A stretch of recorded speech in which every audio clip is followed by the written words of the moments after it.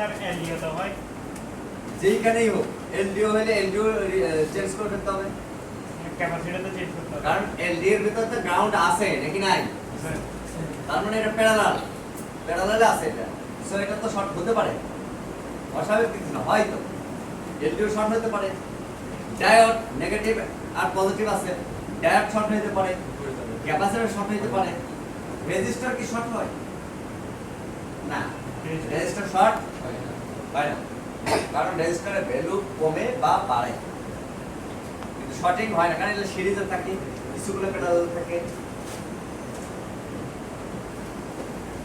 Short কোনগুলো হয়, কোনগুলোকে short হিসাব করব, যার ভিতরে নেগেটিভ আর পজিটিভ আছে, আর যেটার ভিতরে নেগেটিভ পজিটিভ নাই ওটা সিরিজে আছে, ওটা শর্ট হবে না। বুঝতে পারছি? এটা কে কে বুঝছেন বলেন, বুঝছেন? তাহলে আমি আর একটু বাস্তবে যাই, এটা তো আমরা জাস্ট বেসিক পড়াইলাম, এখন আমরা ডায়াগ্রামে যাব।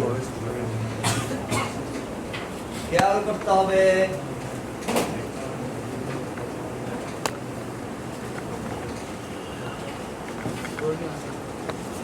অন্যও তাহলে কি এর তো ইয়ার অভাব নেই, তাই রিয়াল টাইম প্রোটেকশন দেওয়া আছে।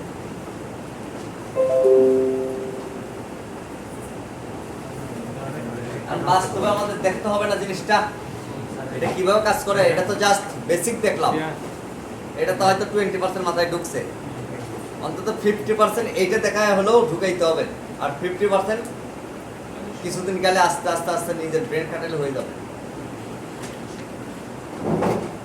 তবে শর্টিং এর বিষয় যদি কেউ একটু দুর্বল হয় এই বিষয়টা, এই সূত্রটা, সে কোনো কাজই করতে পারবে না, অসম্ভব। তার মানে এটা 100%, তাহলে 100 না, 100 এর উপরে পিস থাকলে ওটা করতে হবে।